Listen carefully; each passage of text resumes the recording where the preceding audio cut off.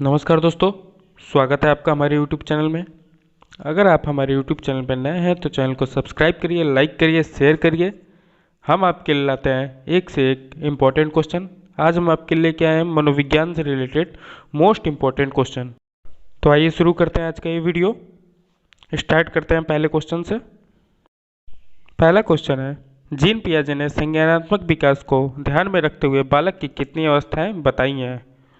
तो जीन पियाजे जो थे स्विट्जरलैंड के मनोवैज्ञानिक थे और इन्होंने 4 अवस्थाएं बताई हैं, जिसमें पहली अवस्था है इंद्रियजनित गामक अवस्था, जिसकी एज जो है जन्म से 2 वर्ष है। दूसरी अवस्था है पूर्व संक्रियात्मक अवस्था, जिसकी एज जो है 2 से 7 वर्ष है। तीसरा है मूर्त संक्रियात्मक अवस्था, जिसकी एज 7 से 11 वर्ष है।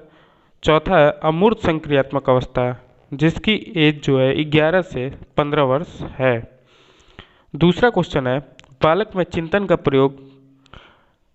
चिंतन का प्रारंभ किस अवस्था में होता है। तो ये होता है 2 से 7 वर्ष में, जब बालक पूर्व संक्रियात्मक अवस्था में होता है, क्योंकि इस अवस्था में बालक क्यों, कैसे आदि शब्दों का प्रयोग करना सीख जाता है। मतलब कोई बालक है, अगर आप उसे बाहर घुमाने ले जाते हैं तो विभिन्न प्रकार की नई नई वस्तुओं को देखता है और उससे उन वस्तुओं को देखने के बाद क्यों, कैसे इत्यादि का क्वेश्चन करने लगता है। तीसरा है, जीन पियाजे के अनुसार समायोजन की अवस्था किसे कहा गया है। तो ये कहा गया है संवेदी गत्यात्मक अवस्था को। अगला क्वेश्चन है, जीन पियाजे के अनुसार विकास की किस अवस्था को मुख्य परिवर्तन बिंदु कहा गया है। तो ये कहा गया है ठोस संक्रियात्मक अवस्था को। पांचवा क्वेश्चन है, अवधान संबंधी विकार संबंधित है। तो ये संबंधित है ADHD से। ये बहुत इंपॉर्टेंट क्वेश्चन है। नेक्स्ट क्वेश्चन है, भोजन ग्रहण करने संबंधी समस्या है।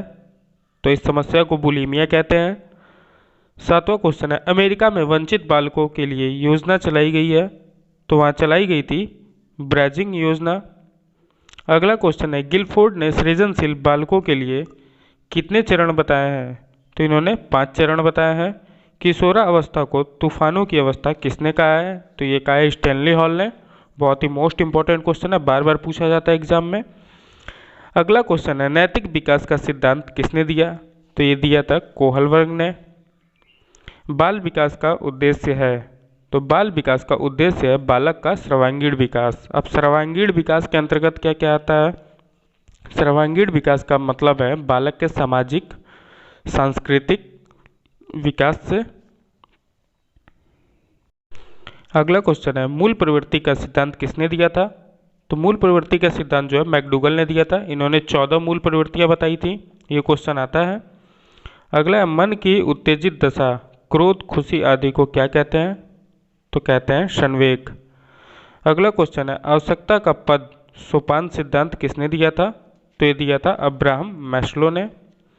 फिर है आपका, बुद्धि का सामान्य और विशिष्ट सिद्धांत किसने दिया था। तो ये दिया था आपका स्पीयरमैन ने। और एक खंड बुद्धि का सिद्धांत दिया था बीने ने। अगला है, सीखने का सिद्धांत किसने दिया था। तो ये दिया था थार्नडाइक ने। थार्नडाइक के और भी सिद्धांत है, जो प्रयास एवं त्रुटि का सिद्धांत है, वो बार बार पूछा जाता है। अगला क्वेश्चन है, मानव में अस्थायी परिवर्तन को कहा जाता है। तो इसको कहा जाता है अधिगम। अगला क्वेश्चन है, खेल पद्धति का जनक किसे कहा जाता है। तो खेल पद्धति के जनक हैं आपके फ्रॉबेल। नेक्स्ट क्वेश्चन है, देखो सुनो और बोलो किस विधि पर आधारित है। तो यह आधारित होता है प्रयोगात्मक विधि पर। प्रयोगात्मक विधि में यानी लैब वगैरह में क्या होता है, पहले एक्सपेरिमेंट किया जाता है, देखा जाता है, तब उसके बाद कोई फल निकलता है। अगला क्वेश्चन है, किस विधि में शिक्षण सूत्र का प्रयोग होता है। तो ये होता है आगमन विधि में। अगला है, करके सीखने पर कौन सी विधि काम करती है। तो ये करती है प्रयोगशाला विधि। प्रयोगशाला में एक्सपेरिमेंट करके सीखा जाता है। अगला क्वेश्चन है, किंडरगार्टन विधि LKG व UKG के जनक कौन है। तो यह है फ्रॉबेल। यह विधि जो है खेल एवं करके सीखने पर आधारित होती है। अगला क्वेश्चन है, मॉन्टेसरी शिक्षा प्रणाली के जनक कौन है। तो इसका उत्तर है डॉक्टर मारिया मॉन्टेसरी, जो है इटली की रहने वाली थी। यह विधि जो होती है ज्ञानेंद्रियों के प्रशिक्षण पर बल देती है। अगला क्वेश्चन है, खेल पद्धति के जनक कौन है। तो खेल पद्धति के जनक जो है हेनरी कॉल्डवेल कुक। अगला क्वेश्चन है डाल्टन पद्धति के जनक कौन है? तो ये है कुमारी हेलन पार्कहर्स्ट। नेक्स्ट क्वेश्चन, बालक में आधारहीन आत्मचेतना का संबंध उसके विकास की किस अवस्था से संबंधित है? तो ये होता है किशोरावस्था से। अगला क्वेश्चन है जो मोस्ट इम्पोर्टेंट क्वेश्चन है, डिसलेक्सिया संबंधित है ये पढ़ने संबंधित विकार से। अगला क्वेश्चन है श्यामपट्ट को शिक्षण साधन सामग्री के समूह में अंतर्मुक्त किया जा सकता है? इसका आंसर है दृश्य साधन में। अगला क्वेश्चन है व्यक्तित्व एवं बुद्धि में वंशानुक्रम होती है? तो होती है नाम मात्र की भूमिका। अगला क्वेश्चन है श्यामपट्ट पर लिखते समय सबसे महत्वपूर्ण क्या है? तो यह है स्पष्ट लिखावट। अगला क्वेश्चन है बुद्धि का तरल मोज़ेक मॉडल किसने दिया था? तो ये दिया था कैटल ने। अगला क्वेश्चन है बच्चों के बौद्धिक विकास की 4 विशिष्ट अवस्थाओं की पहचान किस विद्वान द्वारा की गई?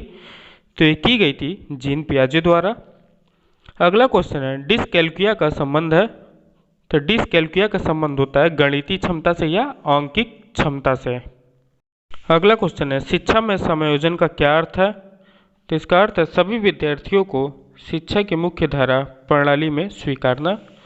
अगला क्वेश्चन है आरवी कैटिल की तरल बुद्धि तुल्य है? तो यह है वंशानुगत कारकों के। अगला क्वेश्चन है पर्यटन विधि के जनक कौन है? तो ये है पेस्टोलॉजी। अगला क्वेश्चन है खोज अनुसंधान दृष्टि विधि के जनक कौन है? तो यह है आर्मस्ट्रांग। खोज विधि का संबंध किससे है? तो खोज विधि का संबंध जो है वो भूतकाल से है।